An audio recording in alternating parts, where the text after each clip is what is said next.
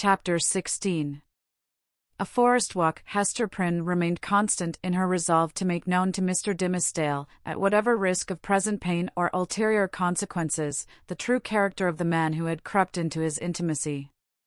For several days, however, she vainly sought an opportunity of addressing him in some of the meditative walks which she knew him to be in the habit of taking along the shores of the peninsula, or on the wooded hills of the neighbouring country. There would have been no scandal, indeed, nor peril to the holy whiteness of the clergyman's good fame, had she visited him in his own study, where many a penitent, ere now, had confessed sins of perhaps as deep a dye as the one betokened by the Scarlet Letter. But, partly that she dreaded the secret or undisguised interference of old Roger Chillingworth, and partly that her conscious heart imparted suspicion where none could have been felt, and partly that both the minister and she would need the whole wide world to breathe in, while they talked together, for all these reasons Hester never thought of meeting him in any narrower privacy than beneath the open sky. At last, while attending a sick chamber, whither the Reverend Mr. Dimmesdale had been summoned to make a prayer, she learnt that he had gone, the day before, to visit the Apostle Eliot among his Indian converts. He would probably return by a certain hour in the afternoon of the morrow. Betimes, therefore, the next day, Hester took little Pearl, who was necessarily the companion of all her mother's expeditions, however inconvenient her presence, and set forth. The road, after the two wayfarers had crossed from the peninsula to the mainland, was no other than a footpath. It straggled onward into the mystery of the primeval forest. This hemmed it in so narrowly, and stood so black and dense on either side, and disclosed such imperfect glimpses of the sky above, that, to Hester's mind, it imaged not amiss the moral wilderness in which she had so long been wandering. The day was chill and sombre.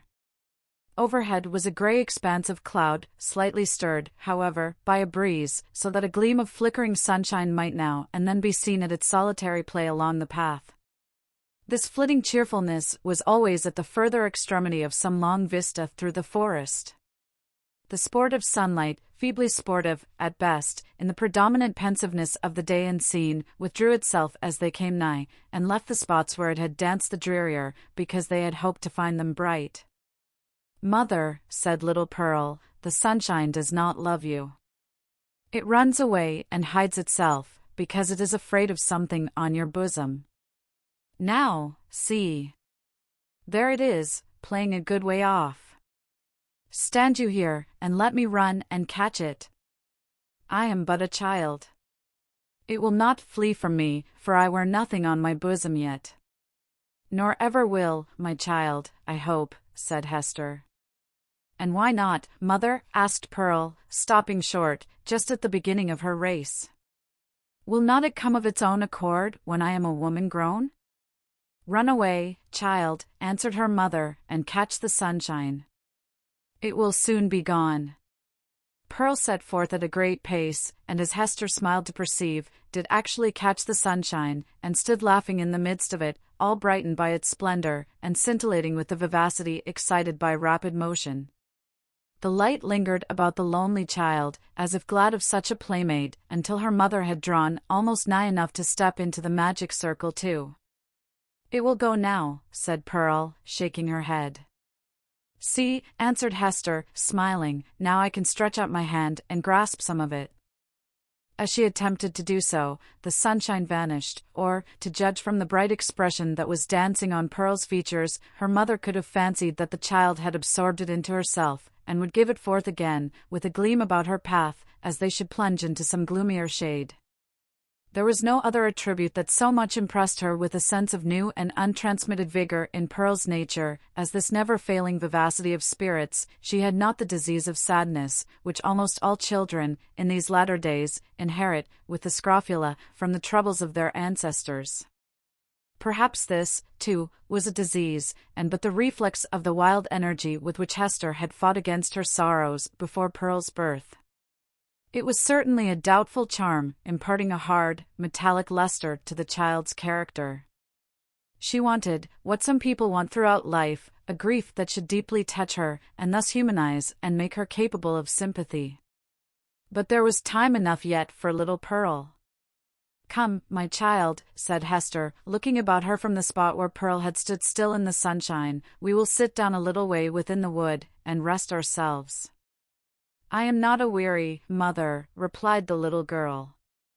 "But you may sit down, if you will tell me a story meanwhile." "A story, child," said Hester. "And about what?" "Oh, a story about the black man," answered Pearl, taking hold of her mother's gown, and looking up, half earnestly, half mischievously, into her face. "How he haunts this forest, and carries a book with him, a big, heavy book, with iron clasps, and how this ugly black man offers his book and an iron pen to everybody that meets him here among the trees, and they are to write their names with their own blood, and then he sets his mark on their bosoms."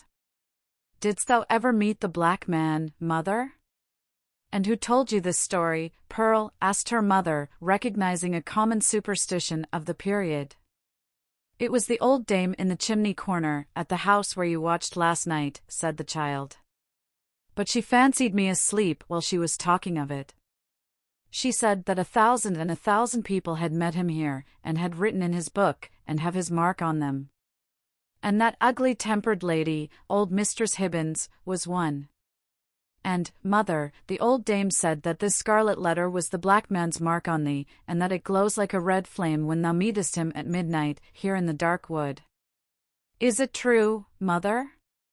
And dost thou go to meet him in the night time?" "Didst thou ever awake and find thy mother gone?" asked Hester. "Not that I remember," said the child. "If thou fearest to leave me in our cottage, thou mightest take me along with thee. I would very gladly go. But, mother, tell me now. Is there such a black man? And didst thou ever meet him? And is this his mark? Wilt thou let me be at peace, if I once tell thee?" asked her mother. "Yes, if thou tellest me all," answered Pearl. "Once in my life I met the black man," said her mother. "This Scarlet Letter is his mark." Thus conversing, they entered sufficiently deep into the wood to secure themselves from the observation of any casual passenger along the forest track. Here they sat down on a luxuriant heap of moss, which at some epoch of the preceding century had been a gigantic pine, with its roots and trunk in the dark sunshade, and its head aloft in the upper atmosphere. It was a little dell where they had seated themselves, with a leaf-strewn bank rising gently on either side, and a brook flowing through the midst, over a bed of fallen and drowned leaves. The trees impending over it had flung down great branches from time to time, which choked up the current, and compelled it to form eddies and black depths at some points, while, in its swifter and livelier passages there appeared a channelway of pebbles, and brown, sparkling sand. Letting the eyes follow along the course of the stream, they could catch the reflected light from its water, at some short distance within the forest, but soon lost all traces of it amid the bewilderment of tree trunks and underbrush, and here and there a huge rock covered over with grey lichens.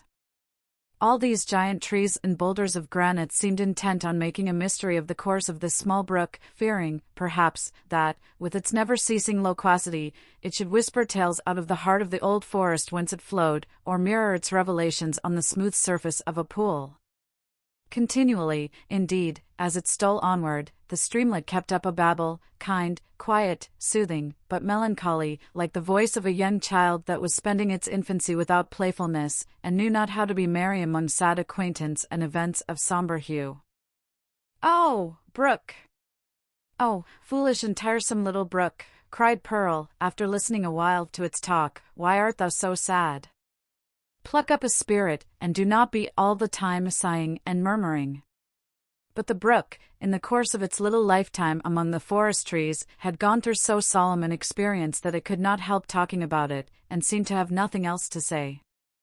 Pearl resembled the brook, inasmuch as the current of her life gushed from a wellspring as mysterious, and had flowed through scenes shadowed as heavily with gloom. But, unlike the little stream, she danced and sparkled, and prattled airily along her course. "What does this sad little brook say, mother?" inquired she. "If thou hadst a sorrow of thine own, the brook might tell thee of it," answered her mother, "even as it is telling me of mine. But now, Pearl, I hear a footstep along the path, and the noise of one putting aside the branches." I would have thee betake thyself to play, and leave me to speak with him that comes yonder. Is it the black man? asked Pearl. Wilt thou go and play, child? repeated her mother, but do not stray far into the wood.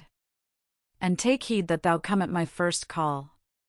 Yes, mother, answered Pearl, but if it be the black man, wilt thou not let me stay a moment, and look at him, with his big book under his arm? Go, silly child, said her mother impatiently. It is no black man. Thou canst see him now, through the trees. It is the minister. And so it is, said the child.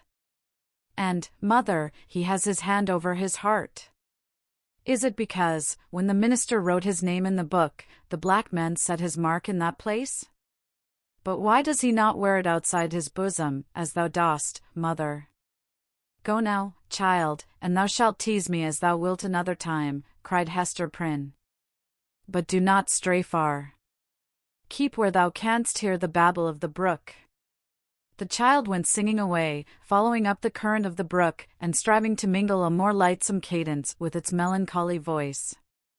But the little stream would not be comforted, and still kept telling its unintelligible secret of some very mournful mystery that had happened, or making a prophetic lamentation about something that was yet to happen, within the verge of the dismal forest. So Pearl, who had enough of shadow in her own little life, chose to break off all acquaintance with this repining brook. She set herself, therefore, to gathering violets and wood anemones, and some scarlet columbines that she found growing in the crevice of a high rock. When her elf child had departed, Hester Prynne made a step or two towards the track that led through the forest, but still remained under the deep shadow of the trees. She beheld the minister advancing along the path entirely alone, and leaning on a staff which he had cut by the wayside. He looked haggard and feeble, and betrayed a nerveless despondency in his air, which had never so remarkably characterized him in his walks about the settlement, nor in any other situation where he deemed himself liable to notice. Here it was woefully visible, in this intense seclusion of the forest, which of itself would have been a heavy trial to the spirits. There was a listlessness in his gait, as if he saw no reason for taking one step further, nor felt any desire to do so, but would have been glad, could he be glad of anything, to fling himself down at the root of the nearest tree, and lie there passive for evermore. The leaves might bestrew him, and the soil gradually accumulate and form a little hillock over his frame, no matter whether there were life in it or no. Death was too definite an object to be wished for or avoided. To Hester's eye, the Reverend Mr. Dimmesdale exhibited no symptom of positive and vivacious suffering, except that, as little Pearl had remarked, he kept his hand over his heart.